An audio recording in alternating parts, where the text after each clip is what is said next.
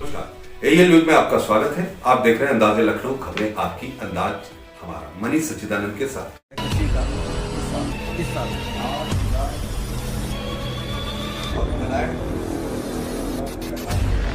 पिछले वर्ष कितना था?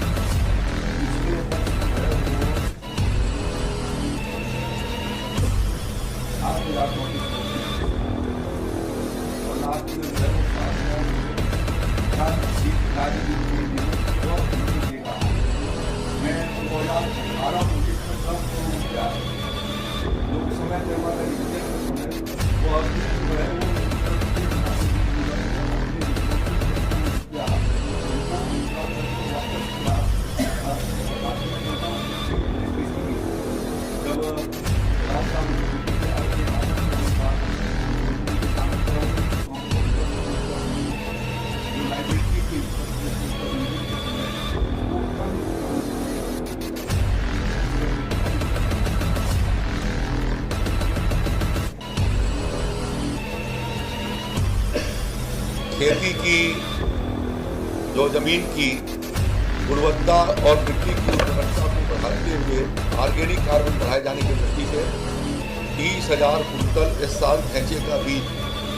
खरीफ के मौसम में किसान भाइयों को 50% अनुदान पर उपलब्ध करवाई जाएगी और लगभग 15,000 क्विंटल जिप्सम ऊसर के क्षेत्र में ऊसर के सुधार की दृष्टि से किसान भाइयों को अनुदान पर उपलब्ध होगी, जो उसका उपयोग वो कर सकेंगे। अंतर्राष्ट्रीय मिलेट वर्ष श्री अन्न कार्यक्रम, इसके अंतर्गत हम लोगों ने अपनी एक कार्य योजना बनाई है और इस साल के बीच में 55 करोड़ 60 लाख का बजट के भीतर प्रावधान है। हम एक उसकी विस्तृत कार्य योजना बना रहे हैं, जिसके अंतर्गत जो है वो किसान भाइयों को मिनी के सुलभ करा करके, उनको प्रशिक्षण दे करके, उनका विजिट करा करके और साथ साथ में उनकी प्रोसेसिंग के लिए क्या उपाय किए जा सकते हैं, इस पर प्राथमिकता से काम किया जाएगा। हमारा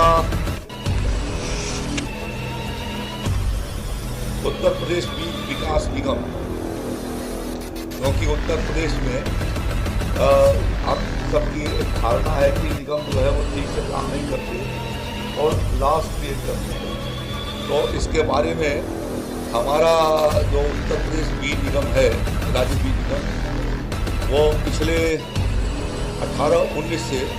प्रॉफिट में चल रहा है। उसके बारे में हमारे एसीएस साहब आपको ये जानकारी दे रहे हैं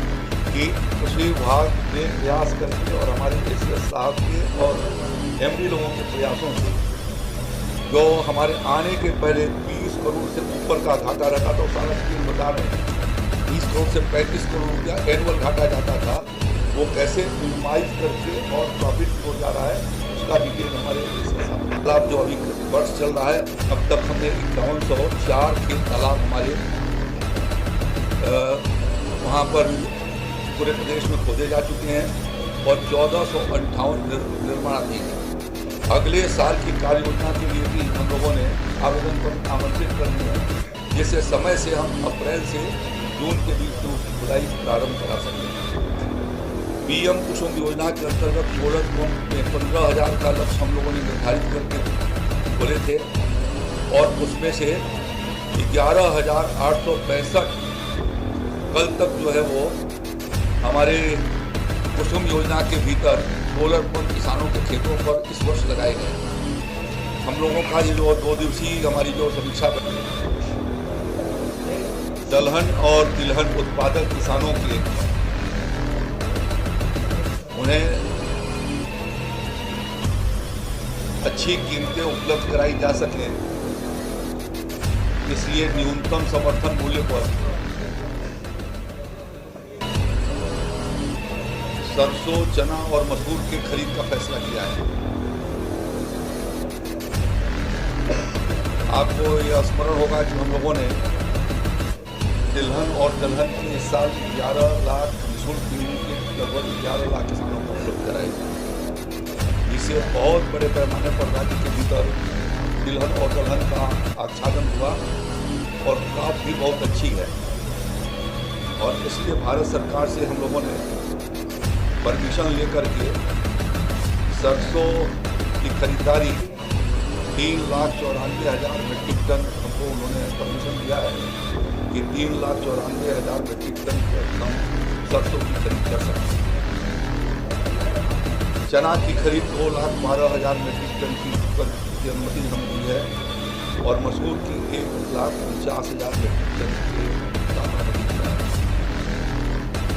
सरसों की खरीद 5450 रुपये के रेट से शुरू की जाएगी। चना का MSP 5,335 रुपये है और मसूर की MSP 6,000 रुपये। जिन जनपदों के भीतर 10,000 हेक्टेयर से ज़्यादा इसका आच्छादन हुआ है, प्राथमिकता के आधार पर उन जनपदों के भीतर क्रय केंद्र स्थापित किया जाएगा, जहां जिलाधिकारी उसके चिन्हित करेंगे स्थानों पर और ये क्रय 2 अप्रैल के बाद ये प्रारंभ किया जाएगा और इस बीच में उसकी पूरी व्यवस्था बनाई जाएगी। नेफेड और PCF के माध्यम से इसकी खरीद की जाएगी। दूसरा, जायद की खेती को भी प्रोत्साहन किया जाए। इस दृष्टि से हम लोगों ने यह तय किया है कि हाइब्रिड ज्वार, बाजरा और मक्के की जायद में लगाए जाने वाले किसानों को 50% अनुदान पर उनको यह बीज उपलब्ध कराई जाएगी। अनुदान की जो अपर लिमिट है वो 15,000 प्रति क्विंटल या 50% जो कम होगा वो उसके हिसाब से दिया जाएगा। इसके लिए कार्य योजना बना करके और ब्लॉक स्तर पर उनके स्टॉल लगा करके वहीं से हाइब्रिड कंपनियां जो है उसको उपलब्ध करा सकेंगी। प्रधानमंत्री किसान सम्मान निधि योजना के संतृप्तिकरण की दृष्टि से एक विशेष अभियान कृषि विभाग चलाएगी। 10 मई से 31 मई के बीच में यदि नगरीय निकाय के चुनाव संपन्न हो जाएंगे तो यह अभियान हम लोग 10 मई से 31 मई के बीच में चलाएंगे, अन्यथा फिर उसकी तारीख के हिसाब से बढ़ाई जाएगी, जिसके भीतर जितने भी कृषक जो ओपन सोर्स से उन्होंने आवेदन किया था लेकिन अभी उनको PM किसान सम्मान निधि नहीं मिलती है, ऐसे को चिन्हित करके और सभी ग्राम पंचायतों में एक दिवस वहाँ पर कृषि विभाग के लोग, राजस्व विभाग का लेखपाल, पंचायत सेक्रेटरी या ग्राम विकास अधिकारी और तकनीकी सहायक, इनके माध्यम से वहाँ पर जो है वो पूरा उसको उसके डाटा को लेकर के जिसकी जैसी ज़रूरत है, यदि उसको भूमि के एविडेंस प्राप्त करने हैं तो वहीं पर उनको हो जाएंगे। साथ साथ में जिलाधिकारी वहाँ पर उस दिन के लिए उस गांव में कॉमन सर्विस सेंटर या लैपटॉप से किसी आदमी को रखेंगे जो ऑनलाइन जो है वो उसकी डाटा को उसके भीतर बुकिंग भी करता चला जाएगा। तो जो उसका निवारण हो सकता है उसी ग्राम पंचायत में ये उसके लिए पहले से तारीखें तय करके और ग्राम सभा की खुली बैठक में इसकी चर्चा करके और ग्राम प्रधान ऐसे किसानों को जिनको पात्रता रखते हैं लेकिन PM किसान सम्मान निधि नहीं पहुँच रही है, एक बृहद योजना हम लोगों ने इसके लिए अभियान चलाने का फैसला किया है और उसके भीतर हम उसको करेंगे और अपात्र किसानों को भी चिन्हित करके उनके आवेदन पत्र को निरस्त कर उसी कार्यक्रम के दरमियान कर दिया जाएगा। और कई वर्षों से 15-16 में इसमें लॉस, ऑपरेटिंग लॉस करीब 35.93 करोड़ था। 16-17 में ये 27 करोड़ का लॉस था। 17-18 में ये लॉस कम हुआ लेकिन 24 करोड़ का हुआ, लेकिन 18-19 से इसने टर्नअराउंड किया है और कॉस्ट कटिंग करके सिस्टम्स को इम्प्रूव करके और साथ ही साथ कृषि विभाग से बेहतर समन्वय करके और जो इसमें और पारदर्शी व्यवस्था करके जिसकी वजह से पहले नुकसान होता था उसको दूर करके हम लोगों ने प्रयास किया जिसका समन्वित असर ये है अब ये 18-19 से ये प्रॉफिट में ऑपरेशनल प्रॉफिट में आ गया है। ये ऑपरेशनल प्रॉफिट जो है लगातार एक स्टेबल चल रहा है और 18-19 में 7 करोड़ का प्रॉफिट था, जो 19-20 में जो कि हमें पुरानी डेटा की देरी थी 2 करोड़ का हुआ, 20-21 में ये 3.98 करोड़ का हुआ, 21-22 में 4.61 करोड़ का हुआ और 22-23 में 6.83 करोड़ का ऑपरेटिंग प्रॉफिट हुआ। यानी कि प्रॉफिट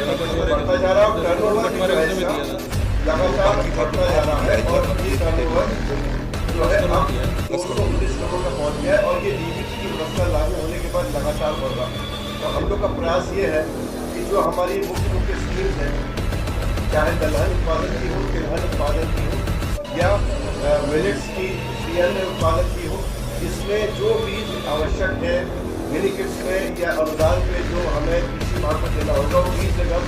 पूरी तरह से खुद ही प्रोड्यूस करवाएगा किसानों से और एफपीओ से। इनका एफपीओ के साथ एमओयू भी हो चुके हैं, करीब 22 एफपीओ से और अधिक करेंगे और खरीद के हम अपने बीज को इनका प्रोडक्शन बढ़ा के सप्लाई करेंगे, जिससे इसकी टर्नओवर और प्रॉफिट और बढ़ेगा। और ये टर्न अराउंड स्टोरी है जो कि बहुत अच्छी निगम की है, जो